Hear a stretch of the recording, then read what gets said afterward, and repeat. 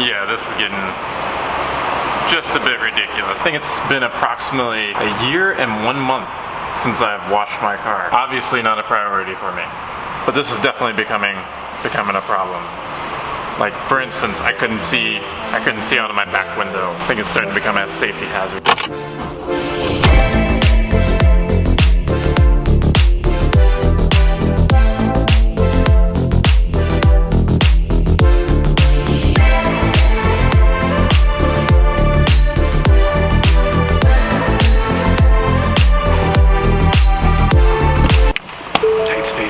So I came across this article from Mark Twight and the people at Nonprofit Media. And in the article, the writer's talking about how he has an addiction with coffee, and not like in the traditional sense of an addiction with coffee, as you or I might be, where it's like, oh, I have to have my caffeine fixed in the morning or else I can't do anything. He's talking about he has an addiction to the process of making an espresso. He's obsessed with getting every detail, from doing the dampening right, to getting the grind size just right, having the temperature of the water at the right amount. So the whole article is really just a metaphor. It was never about making coffee. It was never about having an espresso in the morning. It was all about one point, and I think the point he was trying to make is that in everything that you do, any type of pursuit that you have in life, is you have to love the process of it, or else you're never going to be successful. You can't start your fitness journey or your CrossFit career and only have the goal of making it to the games and beating Matt Fraser,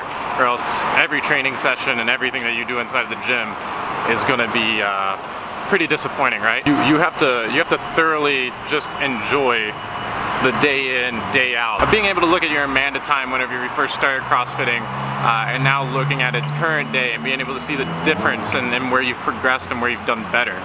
You got to be able to look at where you started at with your power clean and where it's at today and how much that's gotten better, and be happy with that. And the point that the article is trying to make, and the point that I'm trying to make to you here now, is that if you don't focus on the process and you're only focused on the end result, whatever that happens to be, whether that is winning a local competition, qualifying for a sanctional, or if it's career related, it's about getting your idea approved and pushed to the next level, having a successful campaign. The point is that if you're focused on the end result, then you're never going to be fully satisfied or happy.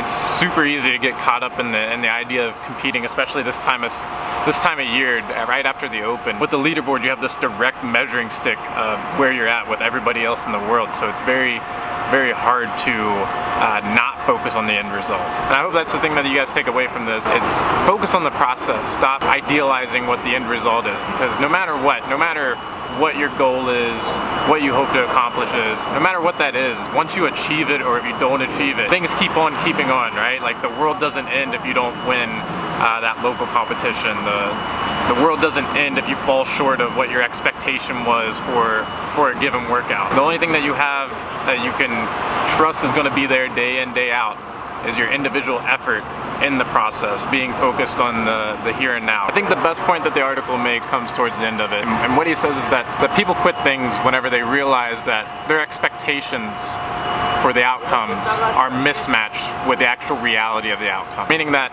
if you go into something expecting to be the best at it, expecting to have X number of likes, X number of views, expecting to be able to be the best in your CrossFit class, expecting to be the best in your gym, whenever that inevitably doesn't happen, your first instinct is to quit. Oftentimes the thing that we value most isn't the end result. I've qualified for the national championships in Division II wrestling. I've won CrossFit competitions. I've went to regionals. It was never about achieving those things and adding those to the resume. It was the things that I reflect on and I think back on the most are the days that I put in working and training and getting closer to that goal. Those were the high points of the journey, right? It was everything that led up to the end goal, not the actual end goal itself. It was all the things that I learned along the journey, all the things I learned during those training sessions and setting out on these goals and the adventure that I had up to that I value. Not necessarily the end goal. So I hope you guys are able to check out the article. It's on nonprofit.media. Like I said, I'll link it below. He does a very good job of highlighting that the things that we want to achieve, the goals that we set for ourselves, the things that we think we value are often of of little to no value. The end result is never the thing that we reflect on and remember the most. The thing that we reflect on and remember the most is the journey and the process leading up to it. Think about it. You know, winning a championship of some sort is a very small moment of time. Most time it's only one day, right? But all the training and the hours that you put into it, day in, day after day out, I mean, those are months and years of memories that you'll have to be able to reflect on. Anyways, guys, I'll be coming back to you guys on Monday with a full workout commentary. I retested Jackie this week and it went really well, so I'm gonna hop in, do some commentary on it, and have it posted and ready for you guys to check out on Monday. And again, if you're digging this type of content, please leave me a like, give me a subscribe, and I'll see you Monday with my full Jackie performance with commentary. Until then, I'll see you guys. Have a week.